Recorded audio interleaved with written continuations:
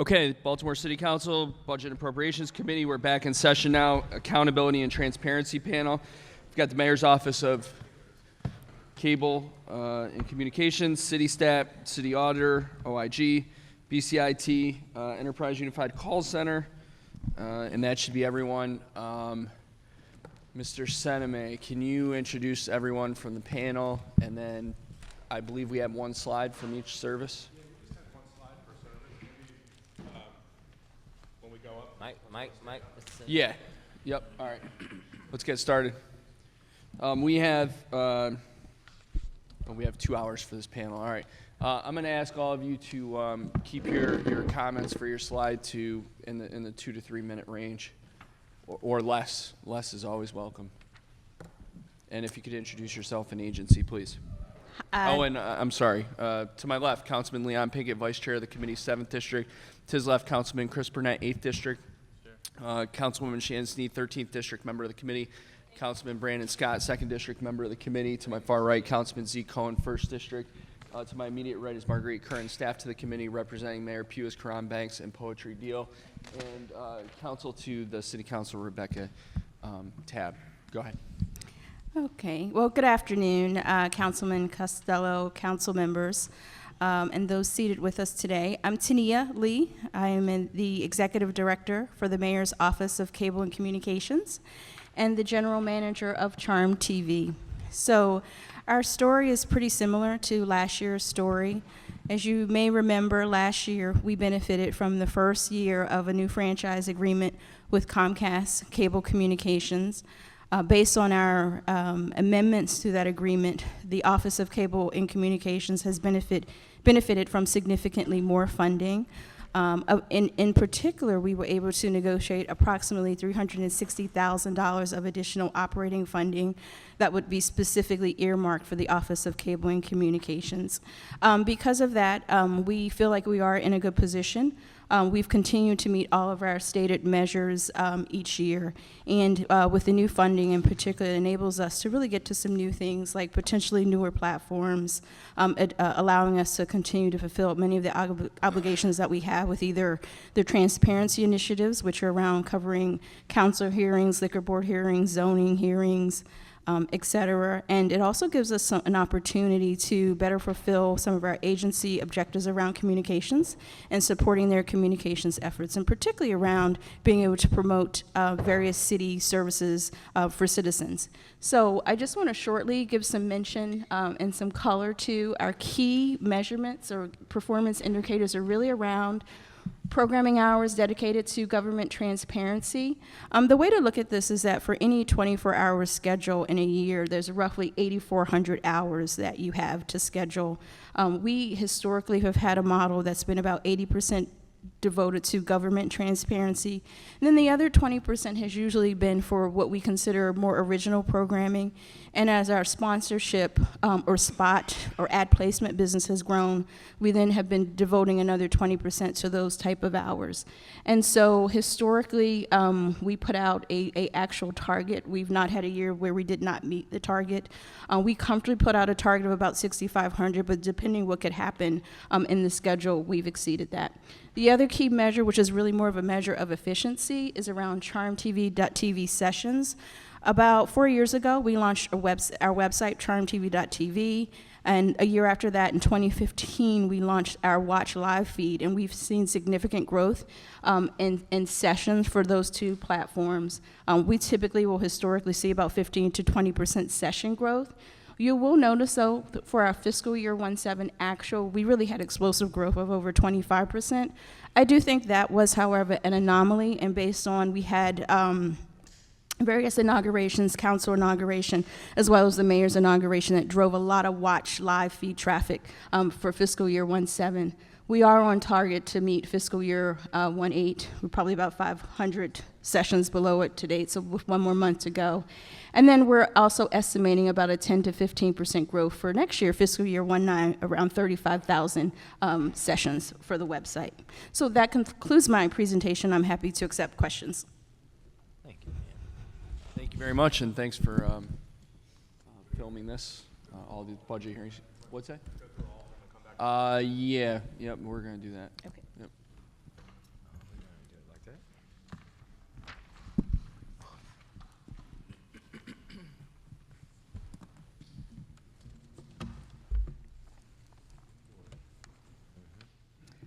Good afternoon, Councilman Costello. I am Kendra Parlock. I'm Director, Mayor's Office of Sustainable Solutions, which has responsibility for what was previously the Office of City Stat that we have renamed and rebranded City Stat Smart. Can you hear me now? Yep. So the Mayor's Office of Sustainable Solutions, we seek to demonstrate success through performance measurement and data analytics. MOSS, we drive accountability toward meaningful performance goals, and we facilitate solutions that connect the city agencies. So MOSS conducts regular City Stat Smart meetings to hold major city agencies accountable for results and to improve interagency coordination. So briefly, what makes MOSS different than the previous Office of City Stat is the focus on establishing performance measures in collaboration with the people who perform the work or service. Performance measurement is not just a budget-driven process. We are creating smarter objectives and targets, and we are solution building for performance improvement. So our key activities to date are performance measurement through the City Stat Smart meeting process, which is a series of mini stat and major stat meetings that we've named. So the mini stat meetings are the agency-specific meetings, and currently we have those stat meetings with the police department, DOT, and DPW, and then the major stat meetings that are issue-based and are obviously cross-agency with multiple stakeholders. Our second activity is related to the solutions building, and so that's the convening of work teams for process improvements. So our performance measures, the performance measures that have been previously established for the Office of City Stat were service request time to close, and so where the city is currently on time to close for FY19, it's been 7 days as time to close for through on service requests, and currently we're working to track that and tracking below that for FY18 currently.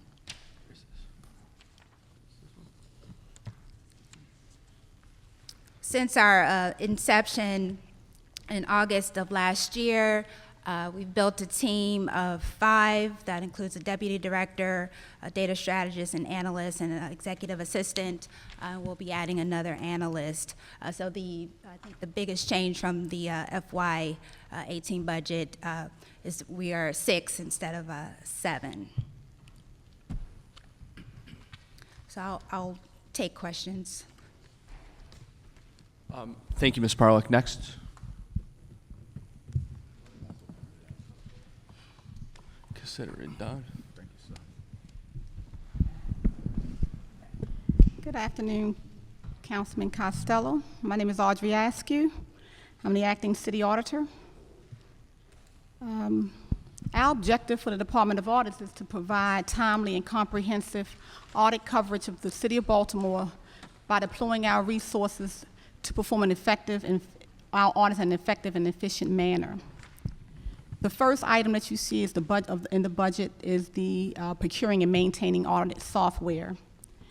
We are procuring FX Engagement. It will allow our auditors to have access to guides, resources, both in office and in the field, which is at the client site. This software will allow our auditors to have access to the various guides, the GAP guide, GASB, current interpretations and practice alerts. This software will grant our auditors the ability to save time and increase efficiency in audits. We will also have incorporated research tools. And as the audit progresses, we will be able to ensure that we'll be able to have our peer review, and the audit will allow us to insert audit programs for the peer review, which will occur later this year, our peer review. We are also incorporating in a website. So if you currently look at our website, we have our audit plan for 2018. Our audit plan has approximately 40 audits that the Department of Audits will be working on this year. Our audit reports also list information to help the public and the agencies along with our recommendations. We'll be able to assist the agencies with recommendations. We also have audit savings on the website. The risk-based approach is the approach that the Department of Audits will be taking upon. So the risk-based approach will allow us to perform more audits in 2018. And we ask that you stay tuned, because if you look at the website, you'll see changes in an upcoming year, increasing more awareness as far as how we can assist agencies as well as the public with audits for Baltimore City. Thank you. Thank you. We've been joined by Councilman Henry, 4th District, member of the committee, Councilman Stokes from the 12th District, Councilman Schleifer from the 5th District, member of the committee, and we also have Madam Comptroller Joan Pratt with us. Thank you. Ms. Cumming? Good afternoon, Councilman Costello, Henry, Stokes, Middleton, Schneider, Costello, Pinkett, Burnett, Sneed, Dorsey, and Scott. We've also been joined by Council President Jack Young. Oh, and Council President Jack Young. My name is Isabel Mercedes Cumming, and I thank you for allowing me to appear before you today. I'm now in my 4th month serving as your Inspector General. In these past 4 months, the Office of Inspector General has been moving forward to make people more aware of what we do. I now speak at new employee orientations. The OIG has a new website. A new emphasis has been placed on the hotline, which is really paying off. In the last 4 months, we've had 57 hotline complaints. That's in comparison to 21 total last year. The OIG now has 32 open investigations at this time. We've also restarted our Twitter account, and we're starting to issue our findings reports to the council, mayor, and the citizens of Baltimore. For 2018, there have been $242,000 in savings as a result of the cases. Effective June 15th, we will have 6 agents on staff, and I'm proud of both the quality and the diversity of our agents. The OIG has gone from 25% staff diversity to 67% staff diversity. We are also implementing a new case management system which will allow more focus to be placed on tracking our hotline complaints and being able to search complainants and subjects quickly. In order to continue the mission of focusing on financial waste, fraud, and financial abuse, we need to have funding to move forward. The vast majority of our funding is personnel, as you know, and we thank you very much for your support of the Office of the Inspector General. Thank you, Ms. Cumming. Yes. Next.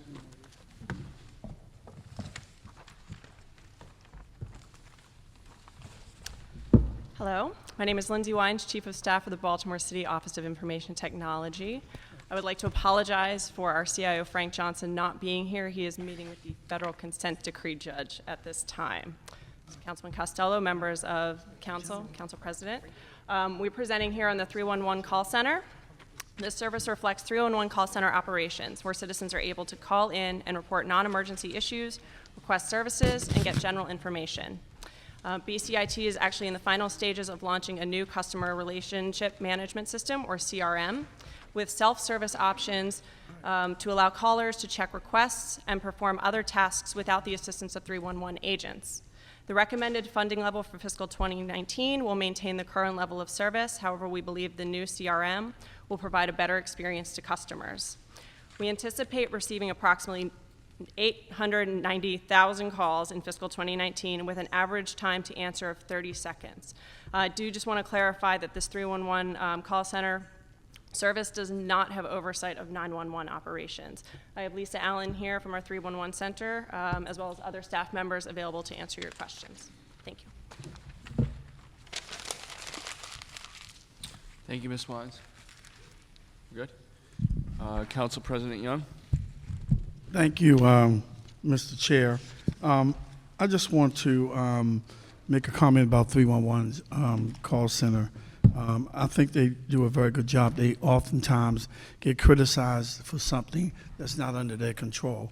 They're just like the council. Someone give us something and we give it to the agency for the agency to act on. But I just want to tell you all, keep up the good work, but also to check on some of your call takers, because we're getting some complaints about, the way they talking to them. So just, I mean, they have always been good when I call, and I don't even identify myself.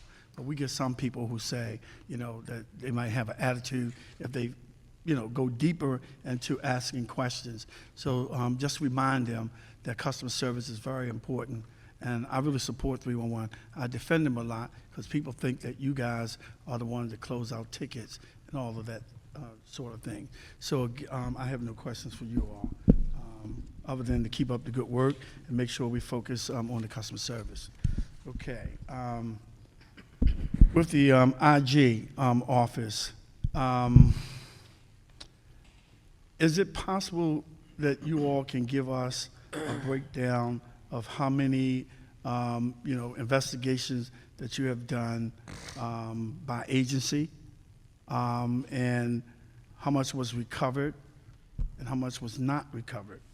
Because a lot of times I know we don't recover some of this income.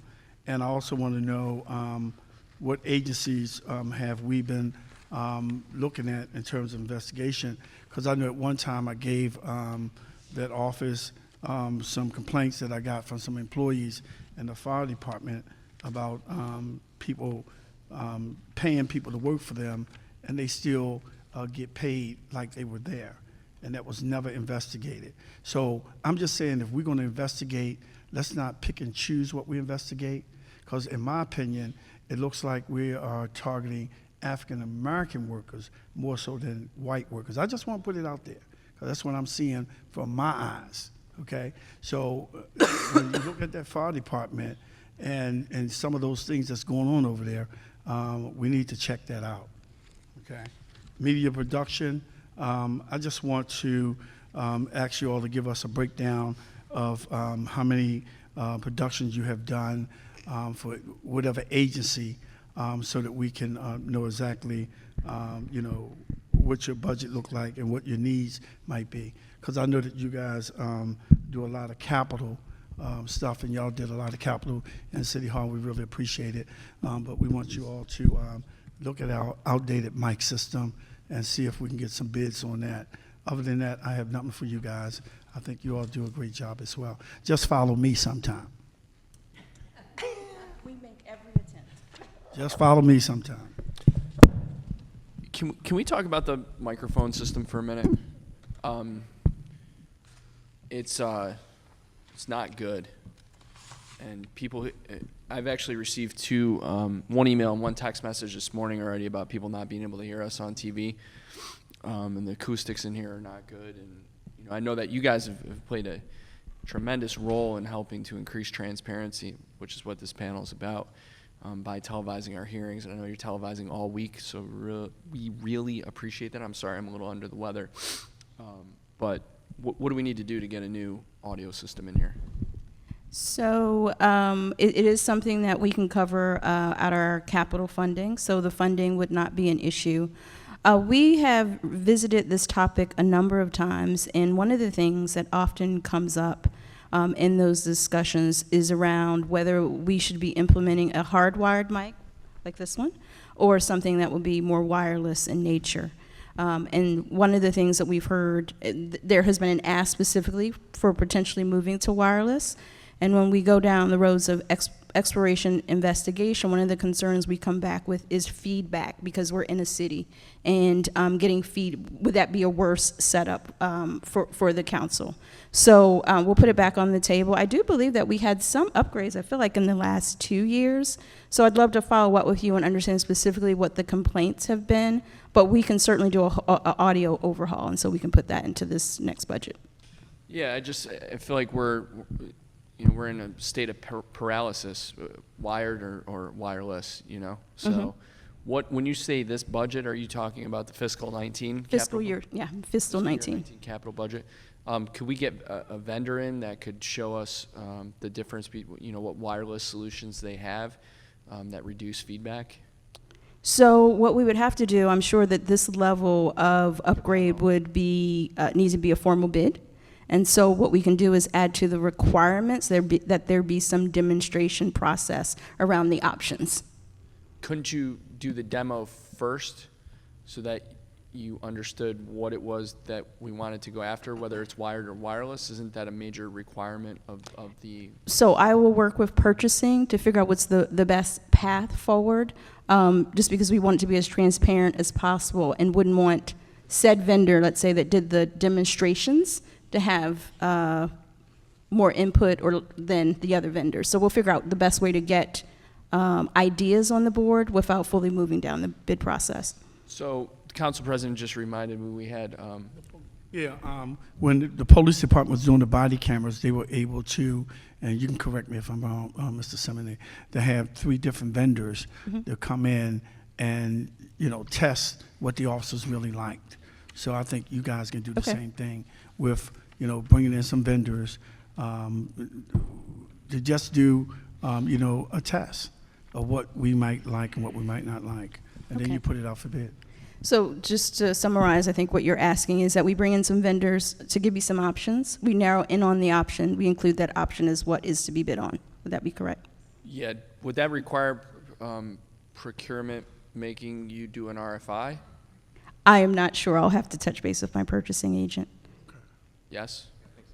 More painful bureaucracy, slowing progress. Not your fault. We're going to fix that too. Okay. How soon can we do that? Can you have those conversations today with procurement? Sure. When I get back to the office, Get the balls absolutely. started rolling? Sure. We've been asking about this for 4 years now, I think, so. No, I know, and I know you've made progress on it. I just want to make sure we get some momentum here and move the ball. All right, thank you. Councilman Schleifer.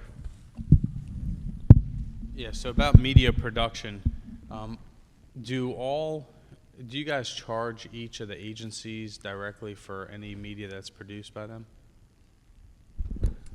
Yes, we do. We have a publish rate card on our website that addresses most of the things that people typically ask for, but we do charge for all agencies for projects that we do. Gotcha. Thank you. Councilman Scott. Thank you, Mr. Chair. Mr. Chair, I mean, my first questions I think are best answered by Mr. Sinema, even though they are related to city staff or the Office of Sustainable Solutions.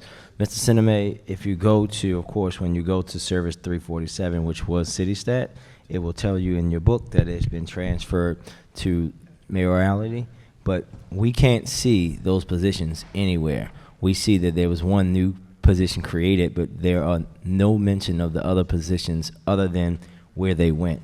Can you explain to us how that happened? And also, I find it to be ridiculous that the office that is charged with holding agencies accountable for the target measures actually don't have any target measures for themselves for itself within the budget book. So to answer your first question, the Office of City Stats, since it is a relatively small agency, Yep. It was moved into mayoralty, so it's under it's under the program 125 under mayoralty. It's an activity within mayoralty. And that program, you'll see all the positions there, but we can get you a breakdown of activity by activity, but in the book it just shows the total for the entire program. Right, but that's the issue with that is that we can see transfers from the other stuff. But if we could have a breakdown about with those positions, which ones were transferred to the mayor, which one were transferred to Office of Criminal Justice, I think that myself and my colleagues would appreciate that. We can get that. And then my second question, I guess, and Carlo, it's for you. Can you, even if you can't do right now, Mr. Chair, what's the timeline that you're given for the questions to be answered? Before we move the budget this year. Thank you. If you could provide to us a framework of the actual targets that you're holding the agencies to, just give us a random sample, especially the bigger agencies like DPW, Police Department, Fire, Rec and Parks, so that we can see what the office is doing. We know how critical this office is to the operations of the city. We want to see what exactly you guys are charging with the targets to them to meet every week, because we know that when City Stat or Sustainable Solutions is operating in an efficient manner, holding the agency is accountable, that the city is operating in a better manner. And then my second question to you. Councilman, can you summarize what the data request is? It's very simple. We want to know what the targets are for the agencies. What target measures from Sustainable Office of Solutions. Sustainable Solutions has Yep, developed it's for each For agency? each agency. Okay. And Councilman, if I may add on to that? Yeah. At our last quarterly, Bob, you told me that Sustainable Solutions, again, Ms. Parlock, I'm sorry, we're dancing around you here. But when you were here last time, you told us that they had developed performance measures already for DOT and DPW? DOT and DPW are complete, is that right? Yeah. You could talk in the mic over there too, Kendra. No, it's no mic. It's right here. I take that back. Thank you. Yes, so what my office has undertaken since October of last year, we've gone through a performance measurement review with 10 agencies. So we are currently statting in terms of regular performance stat meetings. Hold the mic up. Sorry. Police Department, DPW, and DOT. And with that, we've established performance measures and are working toward performance targets. For the FY19 budget process, we have reviewed 287 different performance measures with 9 different agencies. And so we've gone, one of the performance deficits for city stat in the past has been that the performance measures weren't all agreed upon and seemed to be owned primarily within the budget process. So we implemented a process of reviewing all those measures and giving the people who do the work and perform the service the opportunity to collaborate on measures that make sense. So again, with that, almost 300 measures were reviewed and are reflected in the FY19 budget book. So as well as you asked, Councilman Scott, you asked about targets for all of the agencies. And so what I can provide, like this afternoon, are the performance measures that we've agreed upon with DOT and DPW, and then the ones that we've reviewed over the last few months. Mr. Chair, can I ask a follow-up to that question? So this leads me into my next question. So we've had you guys before us for multiple committees. The councilman just talked about the budget committee. We've also had you guys in before us before the public safety committee, and you guys have said to us that you have target, for example, for the violence reduction initiative, you have targets for the agencies within that.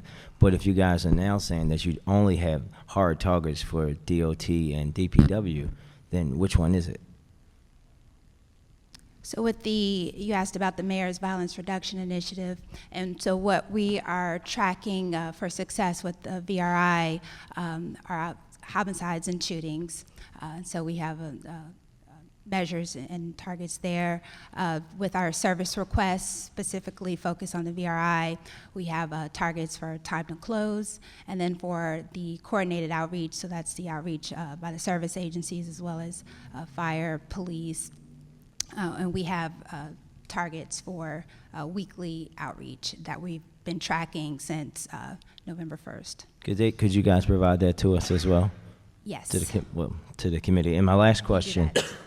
Thank you, ma'am. And my last question is, when you guys are doing the stats, do you guys target or look through a lens of equity for each agency? Have you guys started to do that yet, or is that something that you're discussing have been just starting to discuss with planning and some of the other agencies? You asked about equity? Yep. So for example, when you have DPW stat or clean stat, as they used to know it, are you talking specifically about equity to those agencies?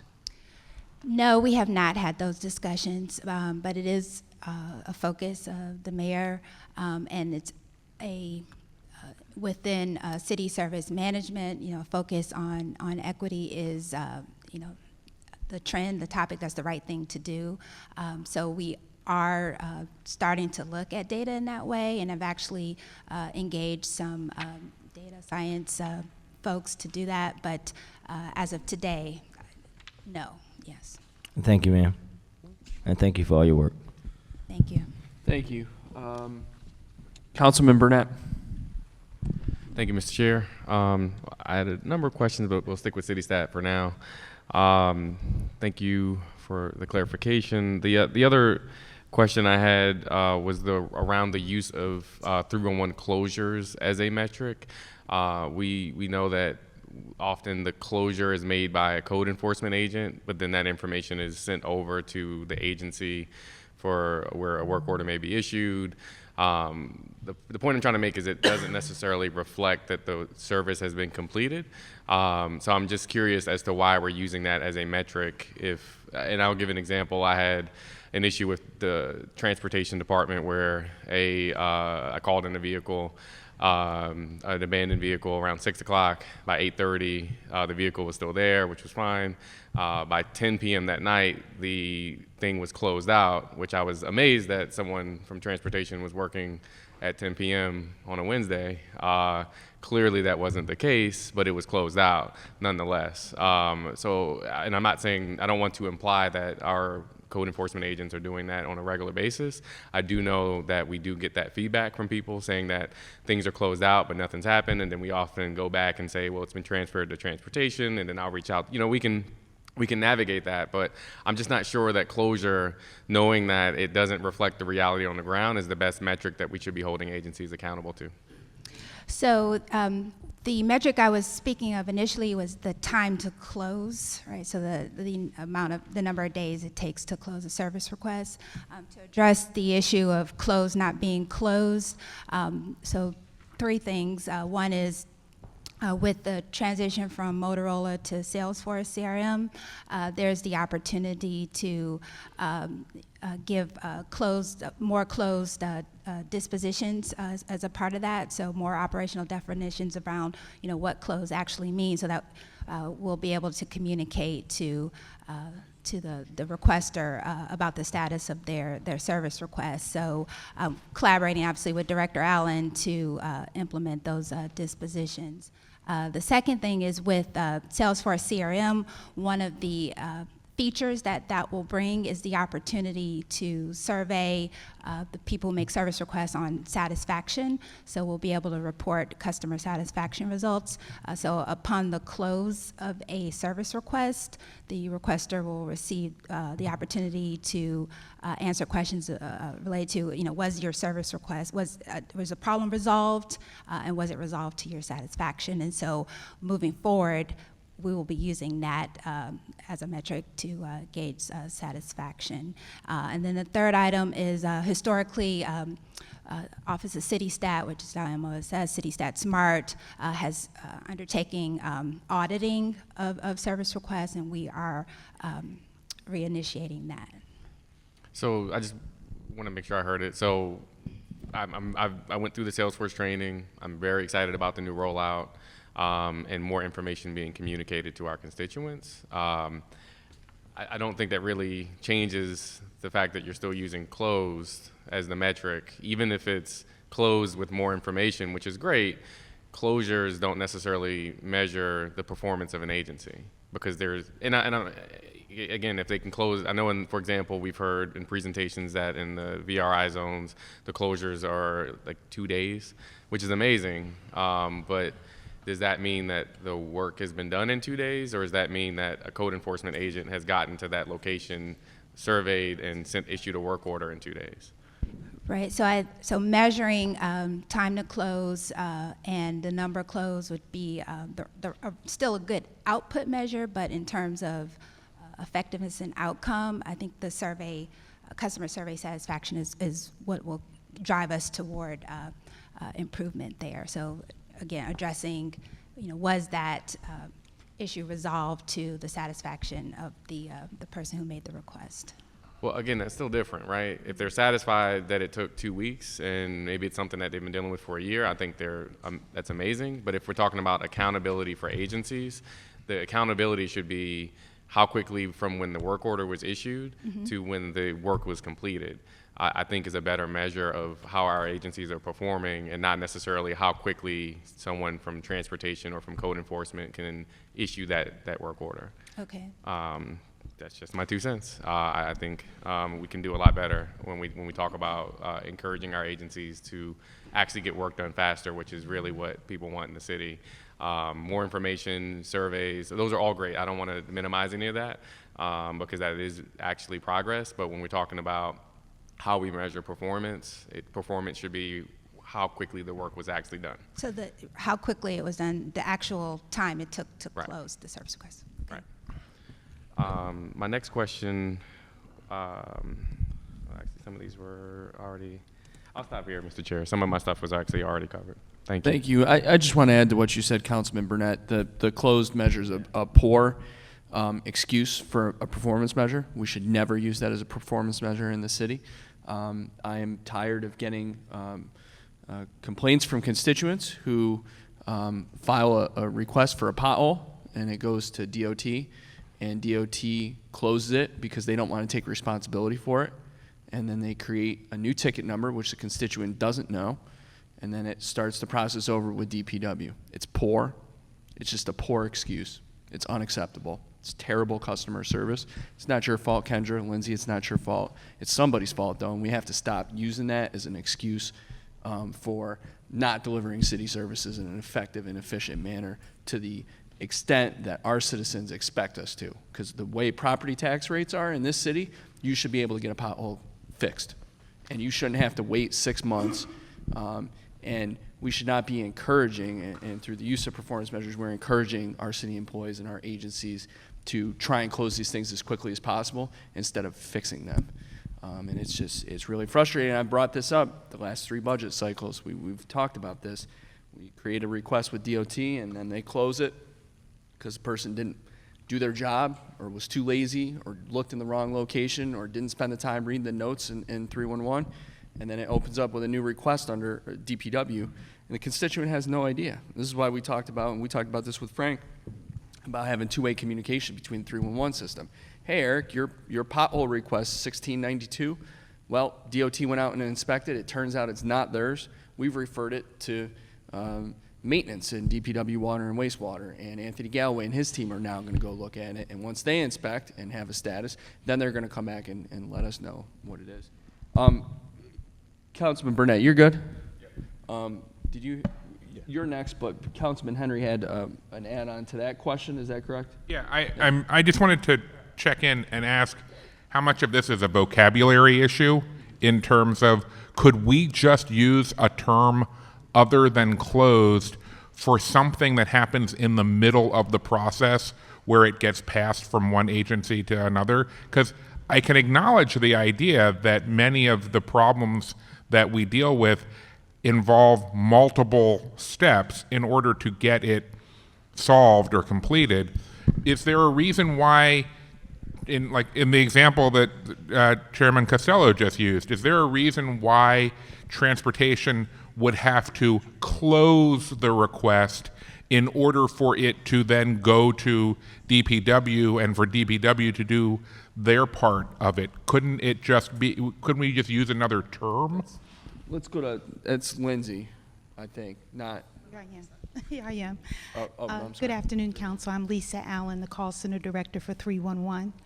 And to your comment, sir, it's pretty basic. We can use pending, but a service request should remain open until it's completely done and closed.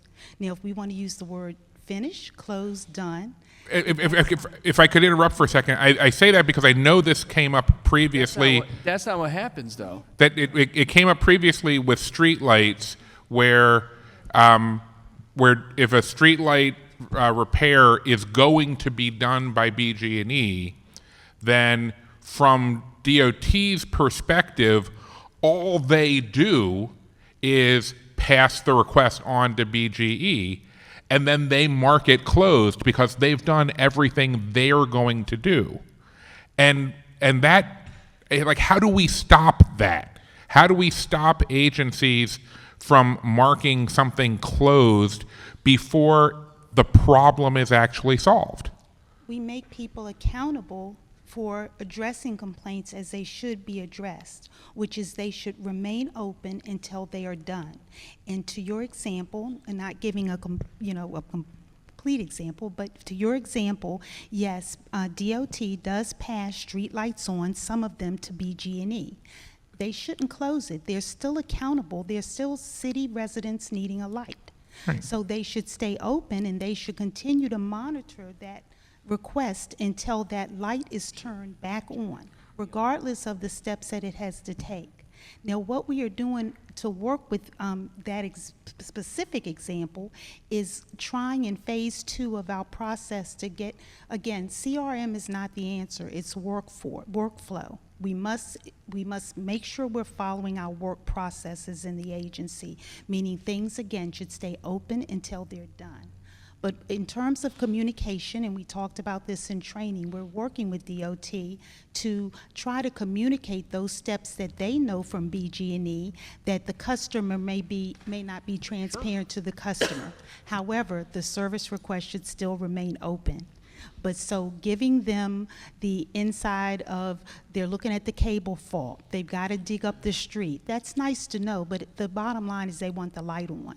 So it should remain open until it is done, even regardless of those steps in between. But is there any, I guess what I'm trying to get a sense of is anybody who's actually here right now in a position to make the agencies accountable, or do we need to be making sure that each individual agency as they come through is committing to making sure that their internal hierarchy is checking all work? Like I feel like I've heard DPW say in the past that the way they cut down on complaints about missed trash pickups was they instituted a process where supervisors run the routes behind the trash trucks, and the crews aren't allowed to leave the yards until the supervisor comes back and says that they've hit everything.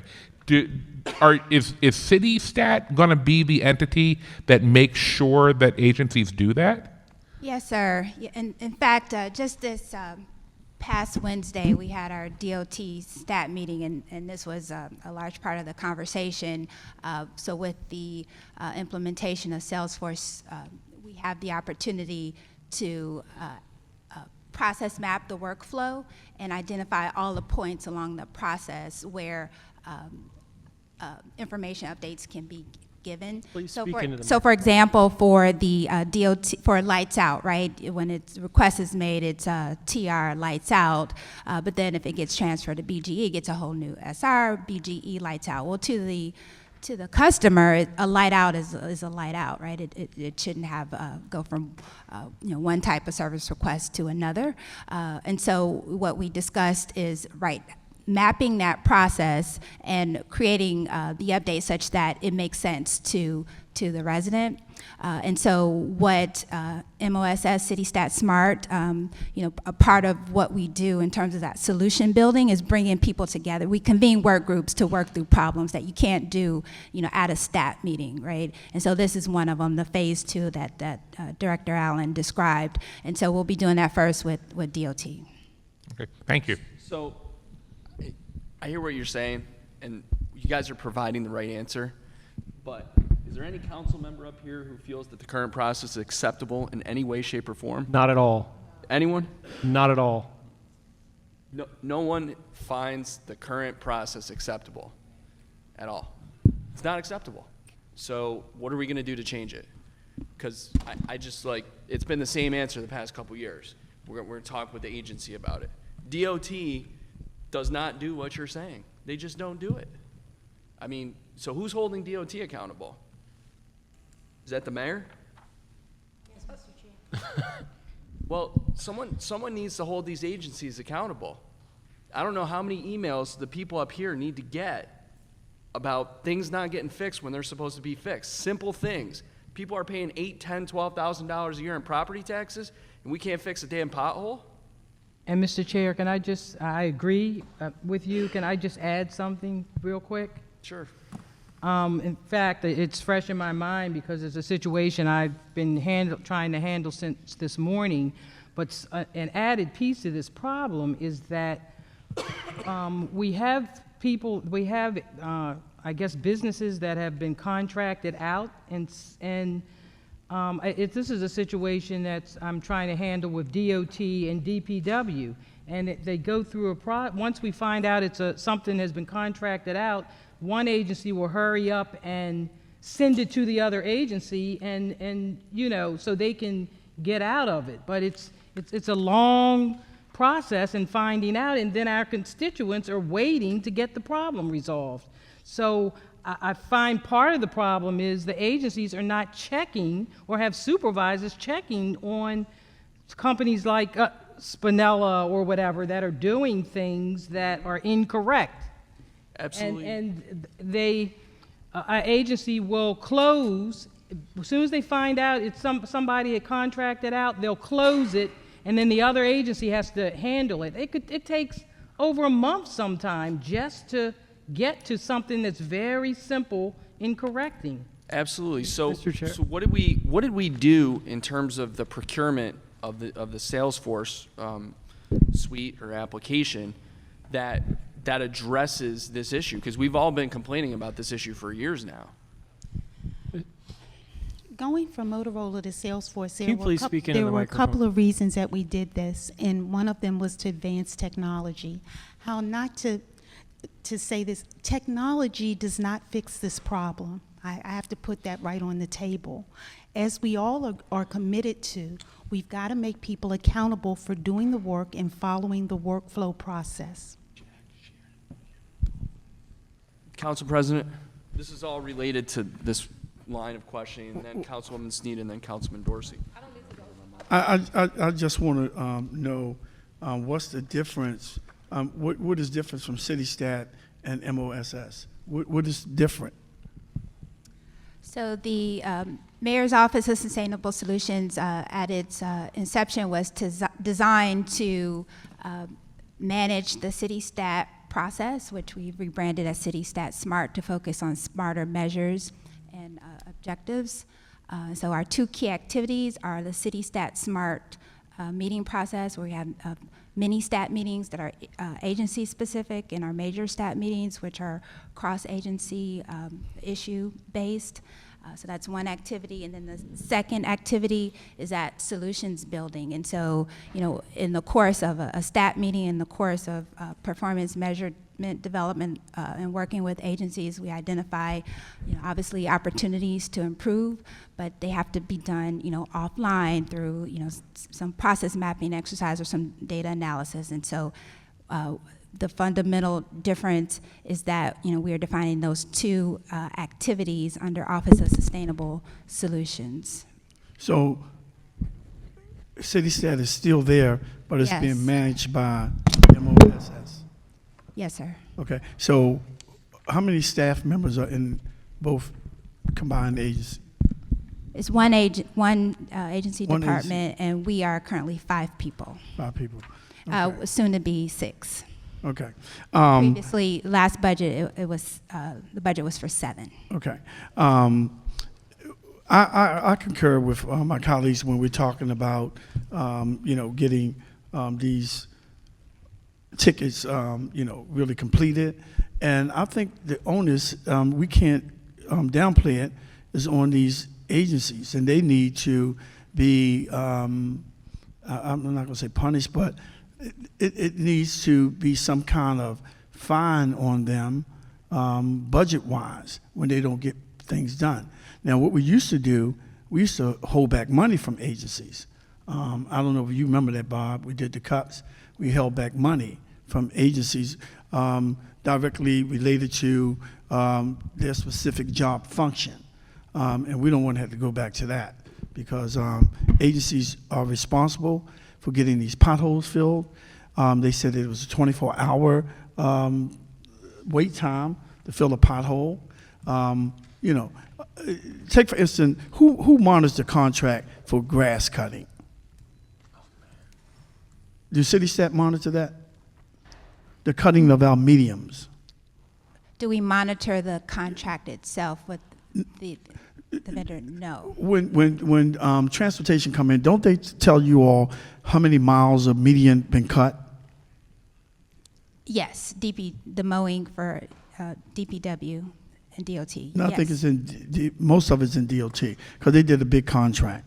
Because I'll tell you, it's the worst that I've ever seen in my life. It is the pits. They don't even trim. They leave the trimmings everywhere. There's still grass growing out of the side of the curb. I ride around just looking for that. because I told them at the Board of Estimate that I was going to be the watchdog on that. They need to take pride, and these are contractors that's doing this work, and they are doing a piss poor job, and we need to do something about that. So when transportation come in, I guess we talk to them about it, but city stat need to monitor that and make sure that somebody go out and actually look to see that the work is not being done. They'll cut it, but they leave all the trimmings. Would they do that in their neighborhoods? I doubt it. Well, to the president's point, like the grass cutting, I must have had 4 different parks over the weekend that I heard from constituents on. Park grass has not been mowed. I was told it gets mowed every 14 days. I've never seen grass grow 3 feet in 14 days. Has anyone in this room?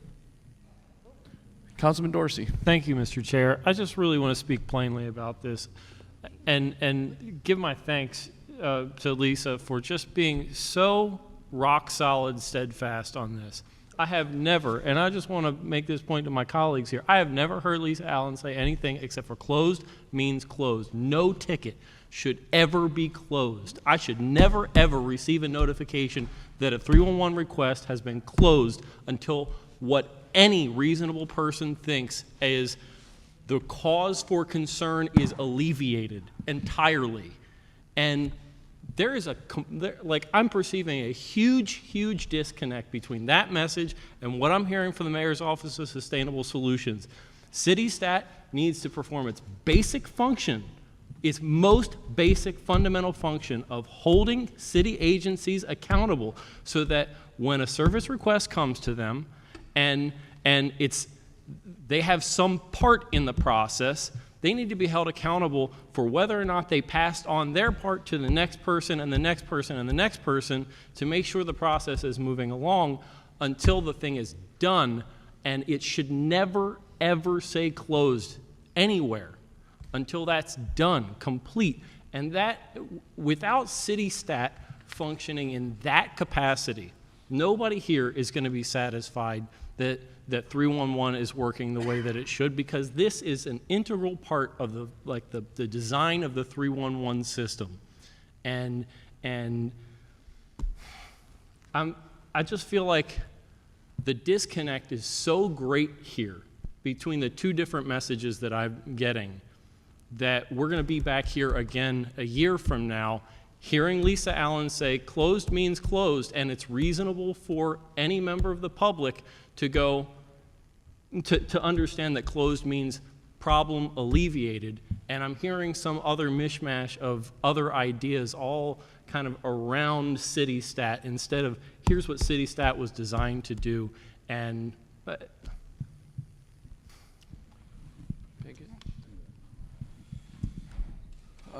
Councilwoman Snead?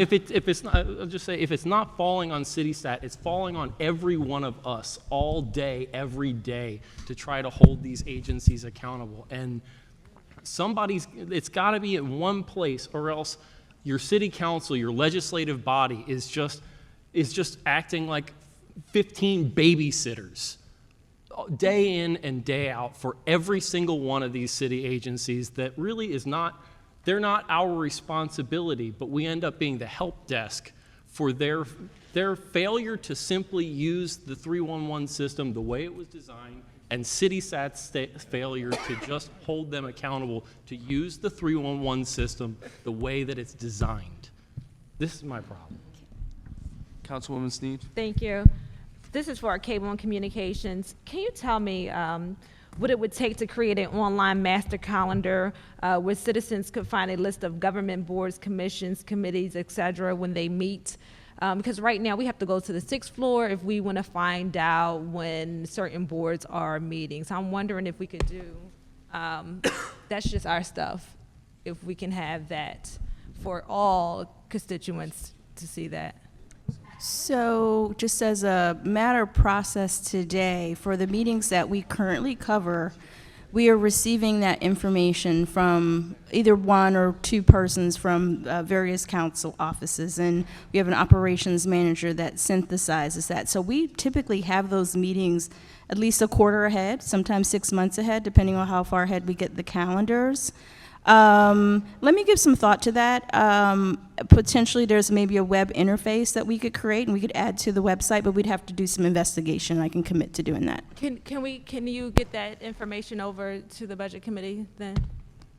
What's the timing on that? Because I'd have to research getting a vendor to do it. As soon as you can pull it together, we want it. So. But is there a deadline? What's our deadline for all information coming into this committee? For this budget? Can you state the request again, Councilwoman? I'm sorry. I wanted to see if we could, what would it take to create our online master calendar where all government boards, commissions, and committees, et cetera, meet? Because we only have, like, sometimes I have to go, all the time I have to go to the 6th floor for certain committees and boards. So I want to list, I want to see what it take for her office to get it together. So I think the question is, we want one calendar of BMZA, Planning Commission, UDARP. Yes. We don't cover all of those meetings, though, so we would not get that information either. No, so that's what I'm saying. That's why I'm wondering if it's possible that it can all be there so all Baltimore City residents can see that. Because a lot of times But I'm unclear on what that is, how that's related to video production. Hang on one second. I'm sorry. Councilwoman, I think what you're asking for, if I may, is one web page that has a calendar of BMZA, Planning Commission, CHAP, UDARP, Liquor Board, all the city council stuff, mayor's pub. So would that be more in the BCIT arena? Yeah, I was just saying, I think that's something that we can work and get done. Thank you. Okay, thank you. So we're not going to do, we're going to do a request there. So we're on number 10.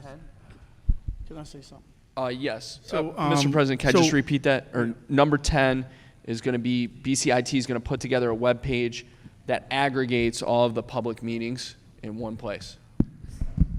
Or at minimum has links to all of them in one place, something like that. Sorry, Mr. President. So I think what the councilwoman is asking for, like on the city council website, it lists all of our hearing dates. It lists when the committees are meeting, for their hearings. So that's basically what she's asking for. And I think that's is that on the mayor's website? No, it's not all together though. Okay. So you got to go to different websites to find different information when it's all. We should be able to under click city on the government. link, and it comes right up. Everything is So what I would recommend, I do think the first task is around the website for all of the hearings and meetings, and then I think Office of Cable should sync up and ensure that we're also exhibiting which of those meetings will be aired. I think would be helpful to citizens. So So that's it's IT. So that's Mayor's Office of Cable Communications, or no, that's Charm TV. Just those that are aired, that will be filmed on Charm TV. That's not every hearing or meeting. Right, so that's going to be BCIT working together with Charm TV, and that's putting together an aggregated list like the councilwoman said. Councilwoman, I got that right? Yes. Okay, all right. And so my second question is for the city auditor. Can you tell me what progress has been made in ensuring grants that the city receives are being administered correctly? Can you repeat that? I did not hear you. Yes, can you tell me what progress has been made with ensuring that the grants that the city receives are being administered correctly? Because we were in a paper recently about the whole grants issue. Okay. Well, we've had staff meet with the Director of Finance and his grant manager. And we have concluded on our audit, and that will be discussed with the Director of Finance first, and then we will communicate that to others. But we have completed that audit of the grants. So I don't know if you want to know the outcome of that now. So I don't need the outcome, but I would like to, I guess, if you can send over to the budget committee to say these are the steps that we are taking. So now with any grant that comes through, I can say, well, step one, that it should have been entered into the computer. Step two, employee B looked over it. Step C, something like that, so we can all hold. Right. So what we, in our implementation request for the department, we will put out recommendations. We cannot tell, we can only recommend, and we will recommend based on our findings what we believe that the department or the city will need to do in order to correct the grant issues that we've noted. That was answered earlier by Henry. We cannot state to them what they have to do. We only can recommend. So we will put in the bullets as far as what we recommend, but they have already implemented a process. They have a budget manager, and the problem is not that, it's not whether or not they have someone, it's whether or not they've implemented what they have. Okay, so how is your office then keeping up with the requirements then? How are you guys doing that? Based on what the requirements are, we have performed our testing, and we have concluded on our testing. And our testing results will have stated or have shown where they are deficient. And so we will communicate that. I do not really want to go and elaborate because we have not communicated that to the Director of Finance yet, and I think it's inappropriate for me to elaborate and expound on what I have not communicated yet. The Finance Director was here, and he said that their team was really focusing on that, on the grant managers, because, you know, we talk about that at the Board of Estimates all the time because it's been a big problem. And I just want to say, to your credit, since you've been here, we have been getting a lot of good information and recommendations for the agency to follow through on, and we're just going to hold the agencies accountable. It's another thing, the agency's being held accountable for, you know, because in my mind, if I get $100 grant, I use $100, and it tells me I can only use it for certain things. Then when I spend it, I put that over in the spent category. If I spend another $25, I put it there, and another $25, then it adds up to the $100 grant. I can't see why people can't do that. Correct. And I'm not aware of whether or not the Director of Finance or anyone in the department know about our conclusion yet. So again, I don't want to speak on it, but for our conclusion, we do have recommendations, and they're serious recommendations because, as you know, this holds on to the single audit as well. So based on this, the result of this, we are hoping that corrections are made for us to perform the single audit satisfactorily. Yeah, because they beefed up, Mr. Simony, you can answer it. They beefed up a grant office, correct, that will oversee the grants to make sure that everybody is crossing their T's and dotting their I's, according to what Director Henry said. That's right. There is a unit within finance. It's not in our shop. It reports directly to Henry. There's a unit there. I mean, we have some interaction, of course, with that unit. That unit, you know, develop policies of what the right process is to manage a grant. Now the step is really making sure the agencies, like you said, follow that process, and that there's accountability if they don't follow the process. So, but I think Henry could give you a little bit more latest because that unit reports right to him. Right. So they did implement. I mean, they had the department with the CRM and the other systems. What we audited was to see if whether or not they have it, and are they actually have they implemented what they're stating they have.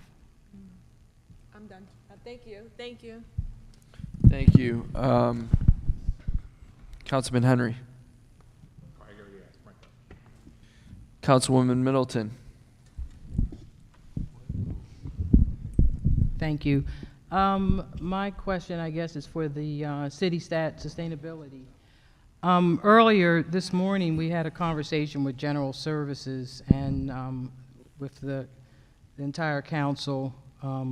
We kind of found a glitch in maybe some of the reasons that job creation and apprenticeship isn't moving as quickly as it is, and that one of the reasons is because, as we know, principals in the Baltimore City school system kind of work among their own school. And we used, I guess it was the automotive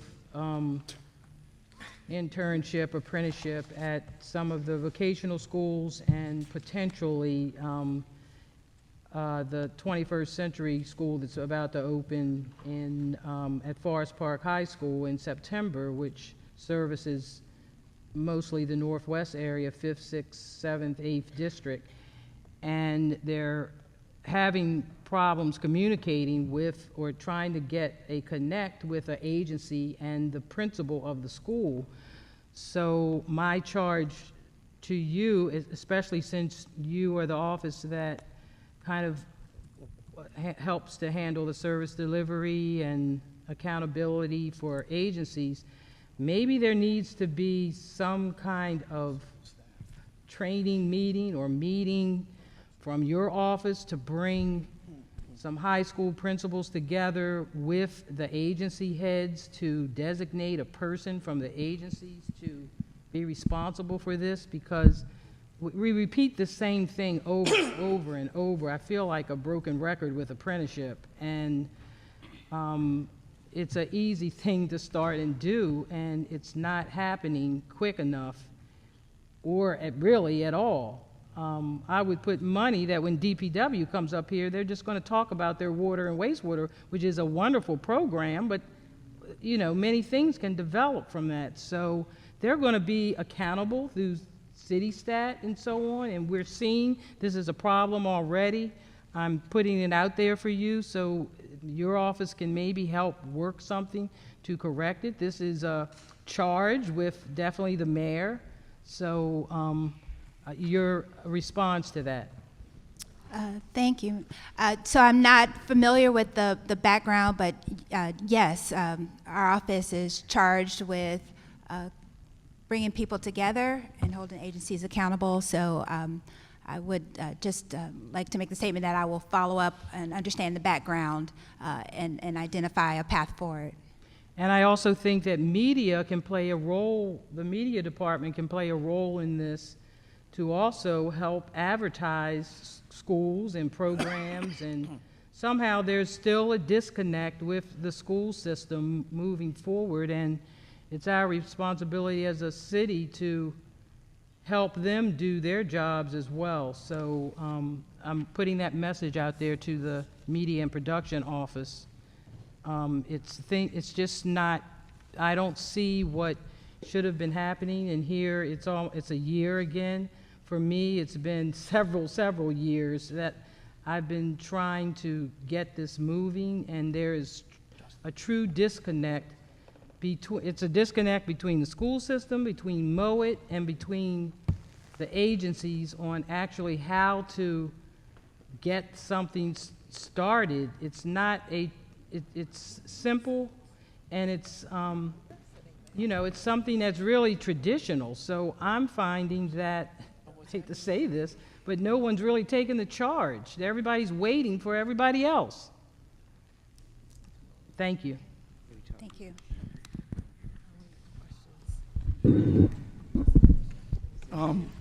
Mr. Chair, if I may, since we're asking for a lot of stuff out of the Office of Sustainability, I'd like to ask Kendra, do you feel that you have adequate staff to do everything that we're asking you to do?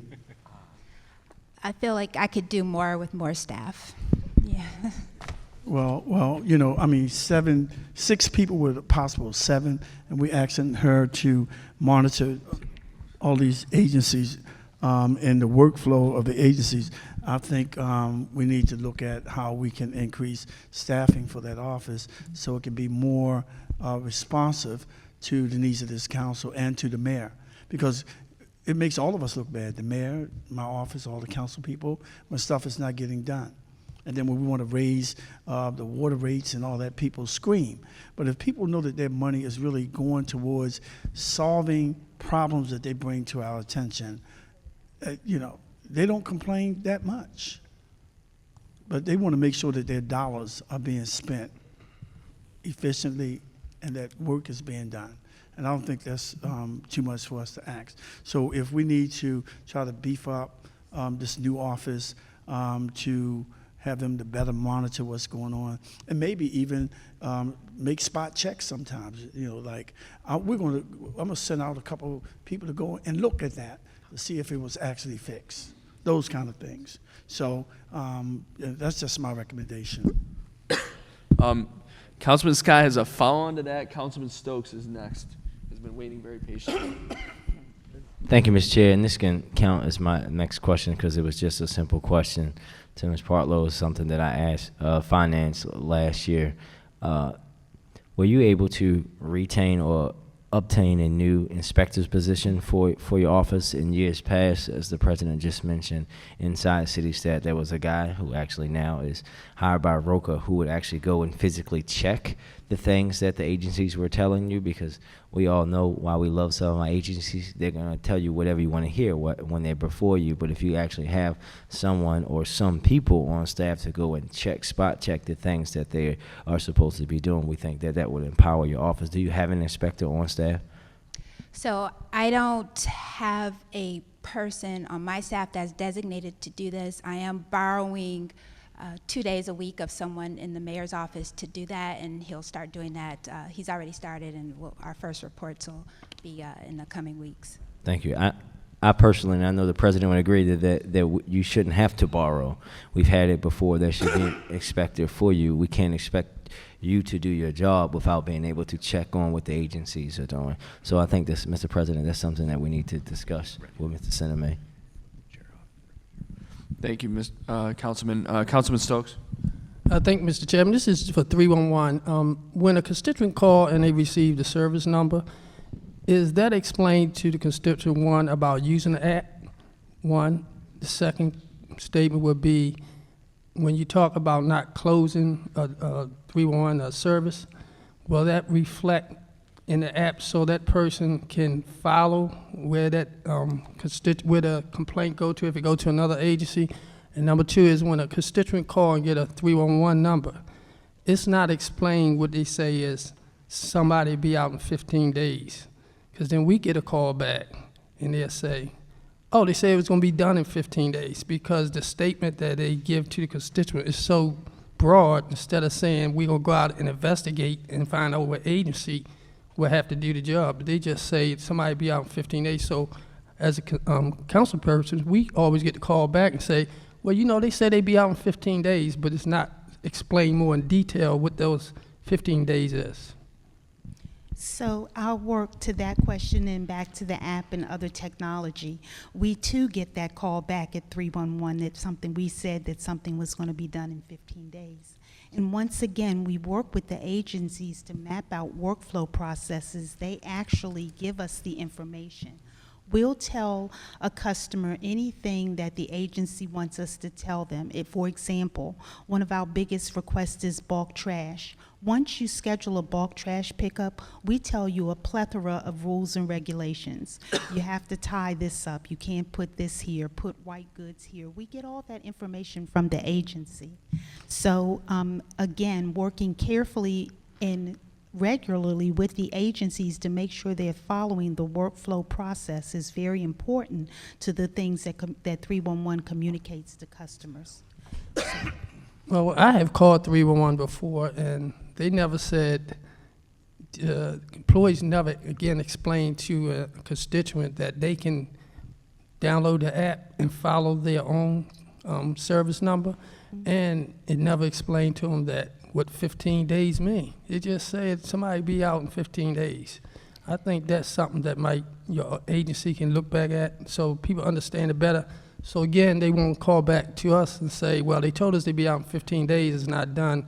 Or with the new technology, again, once they get the app, will it be able to, the app be able to follow when they go to other agencies? Because I know that's have been a problem already. So when that technology comes, I hope the app will be able to say, if it went to DPW and it's still open, wherever else it went, that should be reflective of the app when they go on their phone to track the service complaint. Sure, I'm sorry. You actually can track that on the app right now. And once again, if it's open and not done, the app should not reflect closed. The app mirrors what the console or the console that 311 uses and the console that the agencies use to input information is what's used to update the app.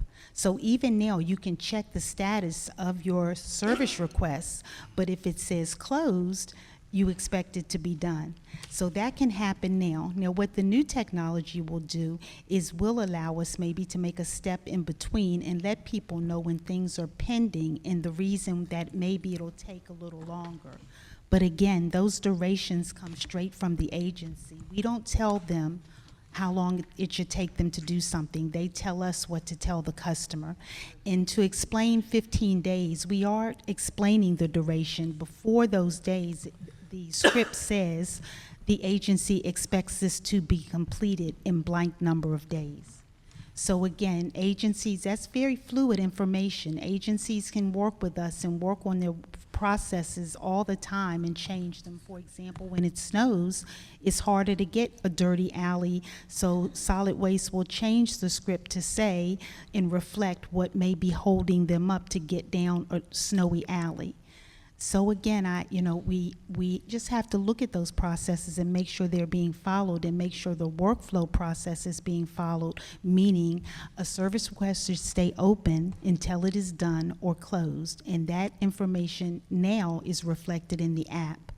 Just to let you know, as we move forward with the new technology, what technology does is allow things like customers to get through other portals. We'll be adding chat.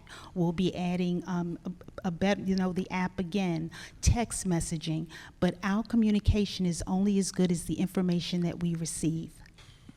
Thank you. Councilman Pinkett. Thank you, Mr. Chair. My question is related to cable and communications, but I think it might be best directed towards Director Sinema. Who negotiates our franchise agreement with Comcast? Actually, cable was It very is heavily cable. involved. It It's is the cable. Office of Cable. Oh, okay. And so what is the projected revenue again for that agreement? Oh, gosh, I have to rethink my numbers. It's a 10-year agreement.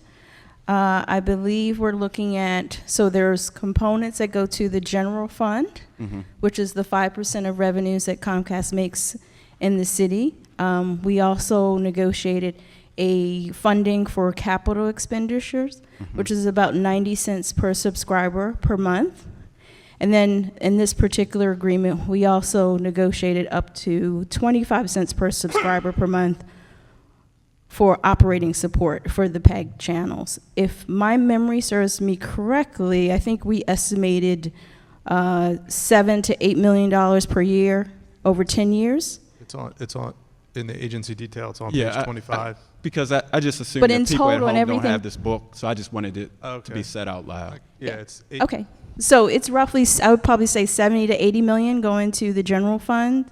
In total, over the several grants, in addition, we negotiated about 400,000 over 10 years for YouthWorks. In summary, I think the amounts going to the city and various initiatives was about $114 million over 10 years. So is there any other agency of the city that joined you in this negotiations, or this is just strictly Cable and Communications working with? It's per the FCC Cable Act of, I believe it's 1984. It is generally the Office of Cable, and we did partner with the legal department to negotiate the agreement. And you said that money, well, that we expect $8 million, and that's $8 million a year over 10 years? Yes, 7 to 8 million a year over 10 years. And that money goes directly to the general fund? To the general fund, yes. What percentage of that money goes towards broadband infrastructure? Per the Cable Act, the act has no oversight over broadband. It just covers cable television. My office does not have any oversight to negotiate for broadband. So this money is partially generated because Comcast is using our conduit? That is true. And we don't have any specific percentage of this money that we're directing to possibly expand broadband? It would be illegal to do so under the Cable Act. It would be illegal to The FCC has mandated via the Cable Act of 1984 that the cable franchise agreement and the negotiation thereof only has oversight for cable television and not for broadband, and they've been very specific about that. No, I guess I'm saying, so the money goes into the general fund? Well, Right, I misunderstood your question. If you're saying, I don't believe there would be an issue if from the general fund there was direct something. money. Yes. So we're collecting this money based upon someone using our conduit, but there is no specific percentage of this money that is targeted to really expanding broadband or internet access in our city? Well, that is, I think, somewhat untrue in that we specifically, over 2 years, although Comcast did not have to agree to it based on the law, really pushed for a lot of broadband incentives, such as low-cost broadband in some of our public housing facilities, or free broadband in many of our rec centers. There's a whole zoning map for where they are offering free broadband in those centers. So we actually got a great deal compared to other municipalities that were in negotiation. Right. So we did get some things. Yeah, and I don't disagree with the negotiations that happened through your office and getting additional. I guess what I'm trying to get to is that in a city where we recognize that even, the lack of broadband has become a public safety issue in our city, that many of our either schools, rec centers don't have access to that broadband infrastructure, that we could make the choice of directing or redirecting some of these resources to really expand broadband to the areas of the city that currently don't have that type of access. And we haven't put a specific percentage on it. I guess that's... Yeah, that's probably a finance budgetary question for that piece. You're right. It's general fund revenue, so nothing has been targeted for that. So I think we should take a look at that. And so, of the $8 million, what percentage goes to capital? Okay. Or $7 to $8 million? So none of that. There's a separate allocation that goes towards capital, which is the 90 cent per subscriber per month. And is that 90 cent, is that also federally regulated, or who determines what whether it's 90 cent or $1 or $1 and 2 Well, actually, that is a negotiating point. Well, the only thing that's regulated is that they should be offering something, and that it should be a negotiating point. The municipalities determine their position with Comcast and negotiate accordingly. And I'm sorry, how much does that 90 cents yield? I believe it's about 1.3, 1.4 million per year. And is that consistent with other municipalities, other cities? I mean, is that 90 cent? Like if I looked in Philadelphia, well, maybe not Philadelphia. If I looked at Philadelphia, might be an unfair test case. Yeah, for a number of reasons. If I looked at other cities, would their subscriber fee be close or consistent with 90 cents, or are we low, are we high, or? I will be honest and say I would have to look at my notes and documentation to get a comparison. I'm sure we did do a competitive analysis, but I will say what we before we were at 60 cents per subscriber per month. We're really now at 1% of whatever their revenue is in the city with a floor of 90 cents. So a significant uptick. At least a 40 to 50% uptick. Yeah, if we can, I'd like to add that question. I just want to know where we are in reference to other municipalities. I'd be curious to see if other cities, do 2%, or if they are 3%. I mean, whatever. I mean, that's potential revenue to the city. It is, but we would have to wait another 9 years. It's a negotiation for 10 years. Right, unfortunately. So I want to know how either great our deal is or how bad our deal is. Okay, well, I believe our deal is fantastic, but, and I say that because it was a very difficult negotiation, and I think that the city is a very unique city and got a lot of things that Comcast does not typically agree to.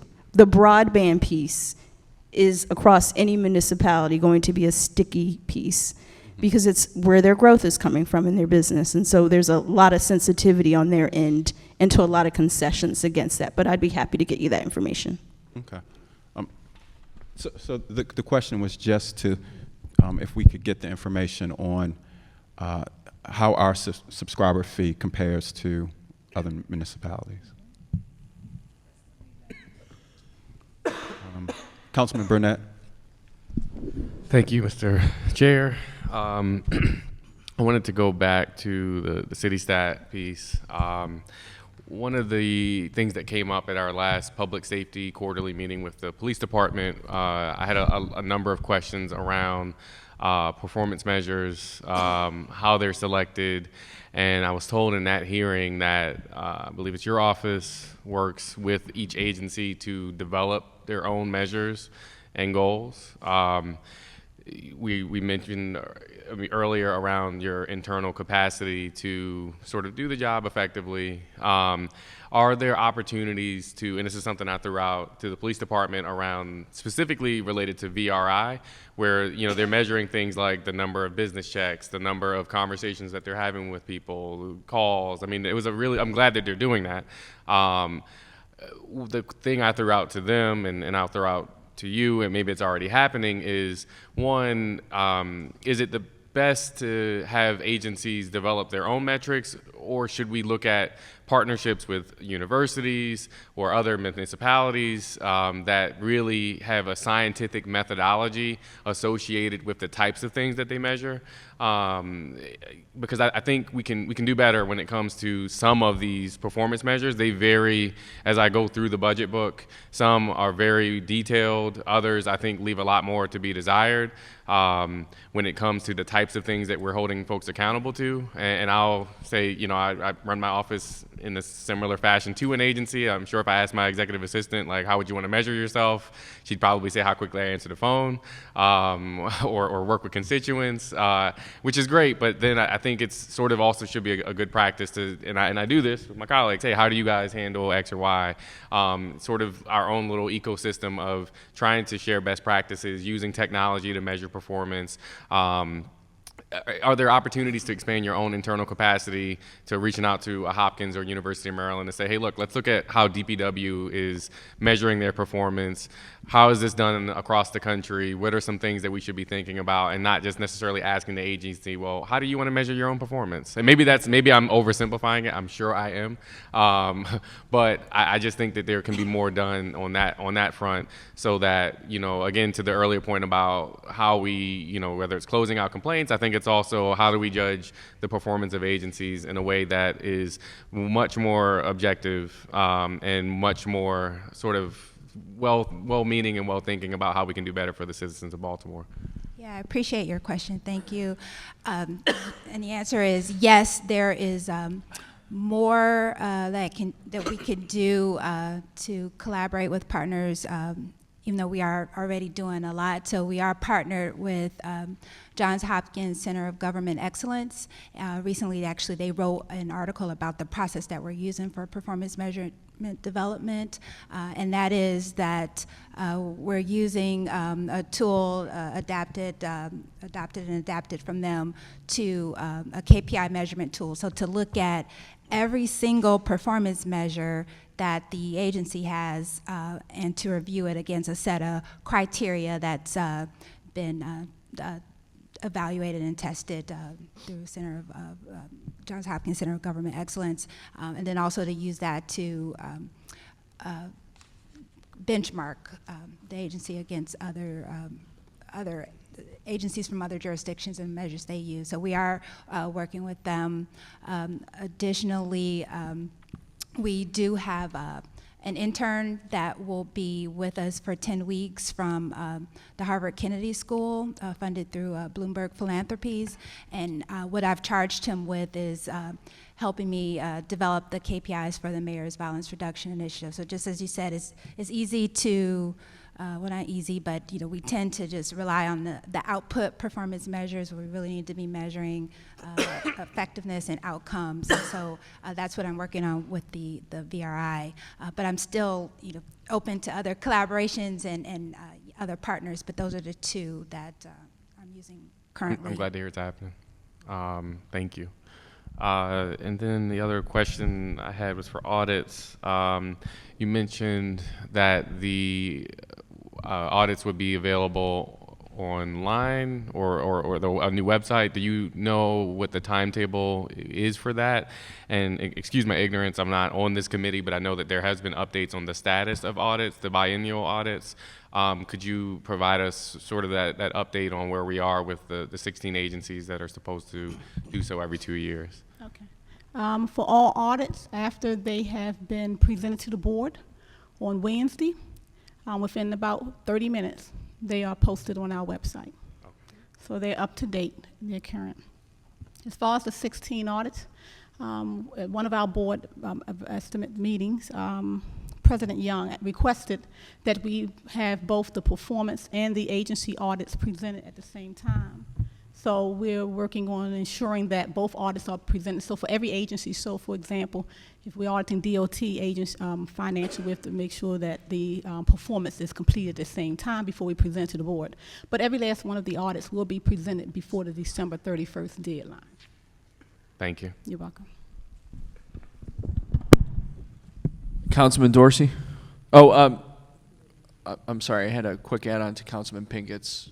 So request number 12, can we have a copy of the franchise agreement with Comcast, as well as the summary that you were talking about the value of that? Absolutely. Okay, thank you.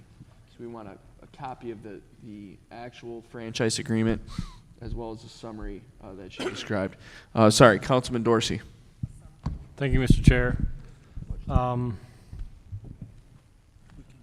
I had some questions about 311, but I have a sense that it's not going to be effective to try to get answers about it as we're in transition between the systems. I mean, I think it was kind of from Motorola to Salesforce. But maybe I should just bring it up anyway. If I put in a request and I provide my email address, I get a confirmation email that says like a case has been opened. It just doesn't tell me anything about it. You know, it just basically just gives me the number.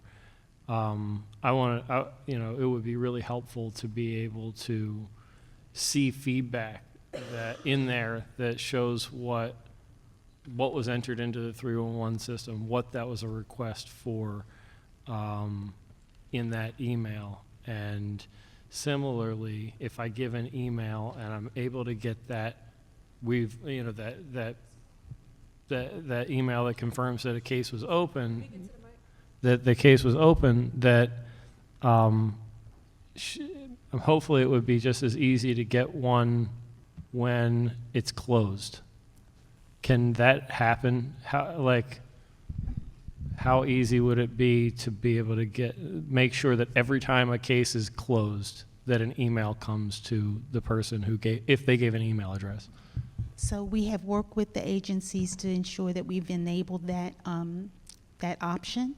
So it will still say open. I heard you say, though, you wanted to see more information. We figured the person just put in the service request, so it's like a confirmation that it's received, so it's open. So when it gets closed, yes, you will receive a closed email as well, provided that we have your email address. So we're trying to get that out to the public. So we're in the process of making that active? Yes. Okay. Is that only going to become active once we switch to Salesforce, or is that? Once we go to Salesforce, and we're in the final stages of that, we're not making any more changes right now in Motorola because we're right on the finish line. All right, so that's what I figured. All right, just my questions now are kind of for Isabel for the IG. We hear reports about money recovered through successful cases and things like that. I know one of the other really important functions of the IG is that through making it very known that you are effective, that you exist, that you're effective, and you've been getting many more reports recently than, as you mentioned earlier, that there's waste and fraud prevention that happens just by city employees like being too afraid to commit offenses or whatever. Is it possible to quantify that kind of loss prevention at all? I need to get a mic.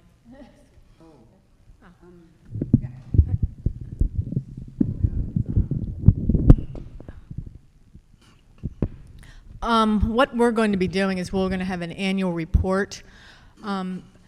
And in that way, we'll be outlining, very similar to what the council president asked, we'll be outlining which departments we've looked at, how many complaints we got, where they came from, all that type of quantitative effectiveness to show which departments we have gotten complaints about. Every single, and what's very important to me is when we get a complaint, I want it logged. I want to know it existed. Like the council president actually had told me about that case and I couldn't find it. Well, that's unacceptable.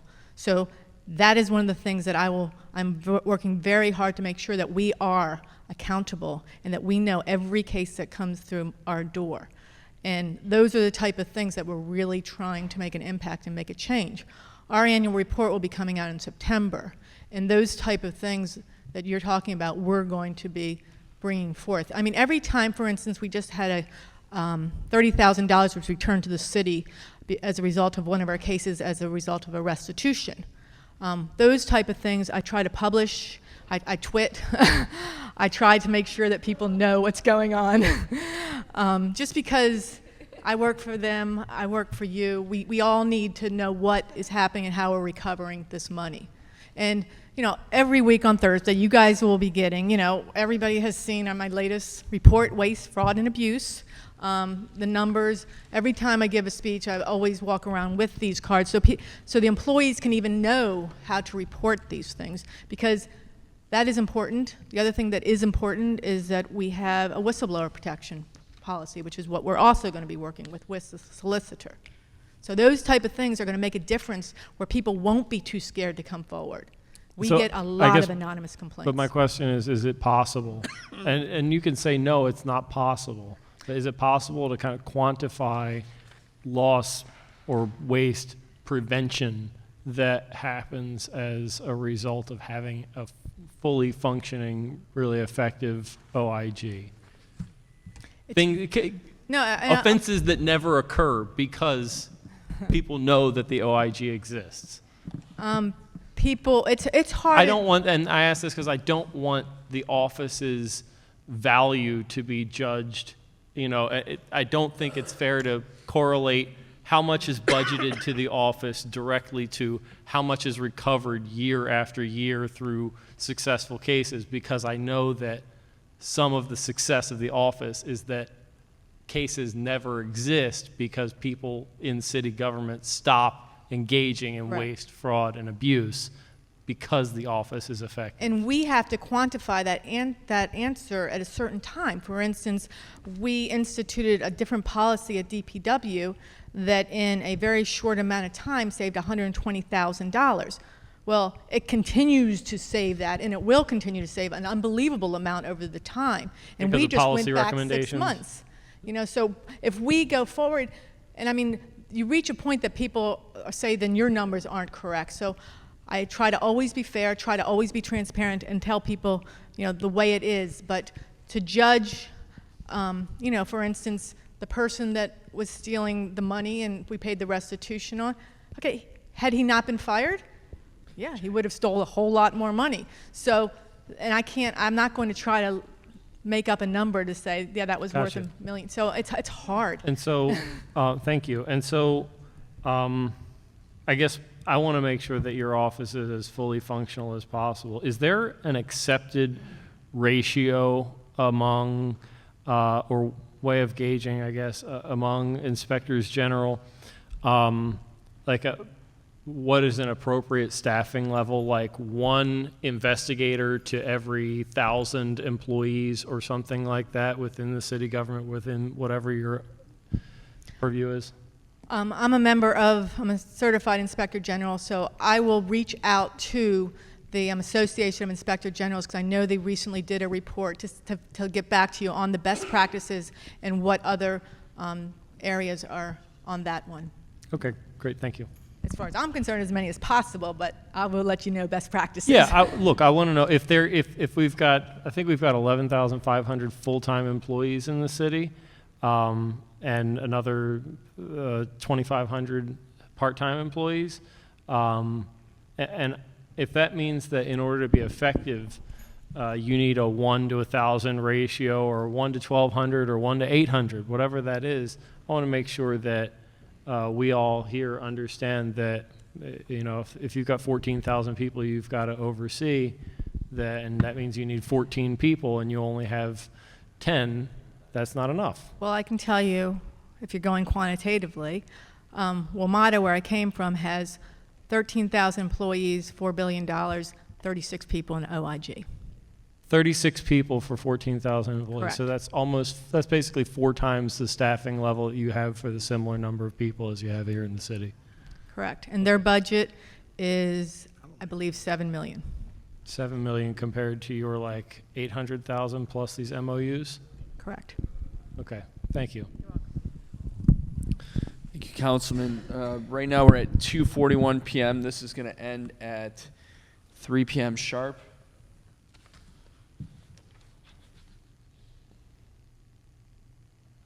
I think we've gone through everyone who had. I have one follow-up. Kendra, you mentioned you guys met with DOT last week. Is there an artifact from that meeting, like meeting minutes or whatever was like discussed with DOT and kind of what their directive is moving forward? Yes, I can share that. Yes, please. What is it? It's just meeting minutes or? Yeah, so for the communications process is, well, one, we have a performance measure agreement with DOT that we established prior to the staff meeting. And then prior to the meeting, we have a pre-meeting memo, and then there's a post-meeting memo. Bear with me for 1 second. I want to make sure I capture this correctly because they're coming in at 4:30 today. So there's a performance measure agreement. Where did Dorsey go? Oh, that's too bad. I wanted him in here. Okay, so there's a performance measure agreement, right? And that's the pre-existing. So, right, one of the things that MOSS tried to correct in terms of a performance deficit is as we begin the stat meetings, not just to stat for the sake of statting, but to collaborate around measures. And so we did establish some measures to help us get started that we would discuss at the monthly stat meetings. And so that's outlined in what's called a performance agreement. Okay, so we got the performance measure agreement, and that's like at the very onset of the engagement. That's right. With them, if you will. And then what are the other artifacts? Pre-meeting and post-meeting memo. And that comes in the form of a memo? A Word document. Yeah. Okay, and how many times have you guys met with DOT so far? Twice. Well, twice for the official stat meetings, but in building up to that agreement, we had Oh, yeah, I just mean the, 4, 5, 6 meetings. Yeah. I got you, yeah. I'm just asking about the The two. stat meeting, yeah, there was one in April, one in May. Okay, can we have the performance measurement agreement with DOT, and then can we have that'll be request 13, and then request 14 will be the pre and the post memo with DOT for each of those 2 meetings. Yes. So that'd be four total memos. The Wednesday post-meeting memo Not is drafted, so there'll be 3 memos, I believe. Okay, all right, that is perfect. Councilman Pinkett, sorry for interrupting you. Thank you, Mr. Chair. This is for Ms. Parlock. I was looking at last year's budget book, and it said that, in reference to, at that time, CityStat, it said it's estimated that the CityStat program has produced over $300 million in positive financial benefits for the citizens of Baltimore. Do we know where we are?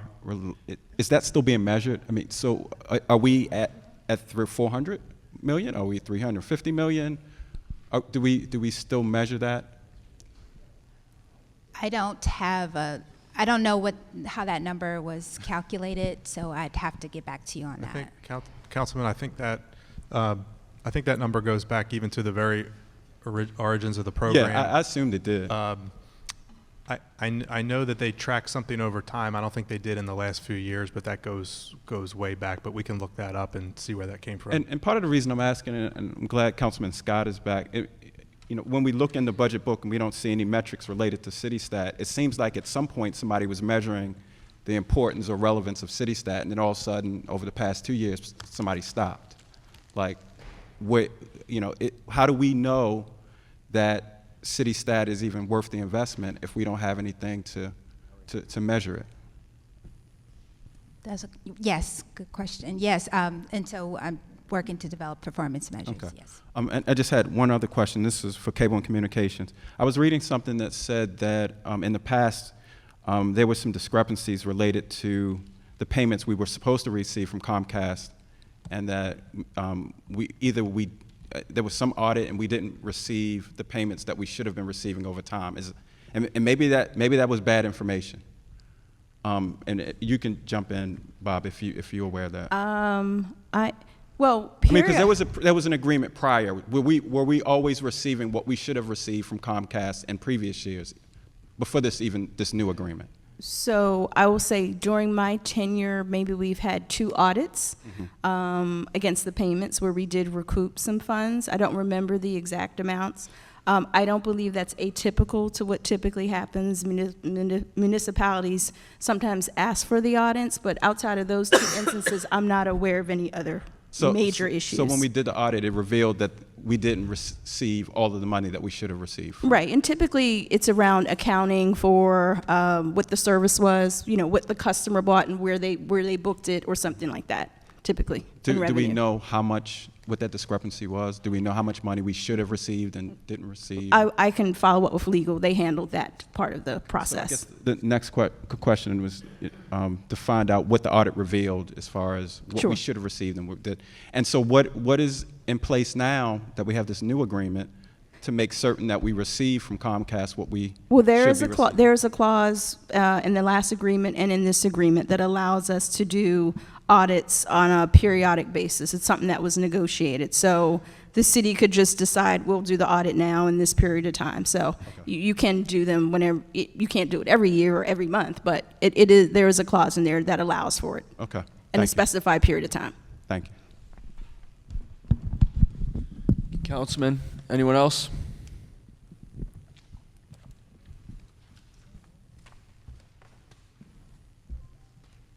Anyone? All right. Thank you all very, very much. Got all the requests. Can we go through? Actually, hang on one second, guys. I just want to make sure. Ladies, I'm sorry. You know what I meant. Let me see. Number 9 is Councilman Scott, target performance measures for the Mayor's Office of Sustainable Solutions. Councilwoman Sneed, a calendar of all events, all in one place, aggregated. That's BCIT and Charm TV. Number 11 was Councilman Pinkett. That was analysis of how subscriber fees compare to other municipalities. Number 12, 13, and 14 were all me. 12 was Comcast franchise agreement and the summary that you described. Performance measure agreement for DOT, and then pre and post memos for the last 2 meetings with DOT. Everyone good? Okay, we are back here in 10.5 minutes.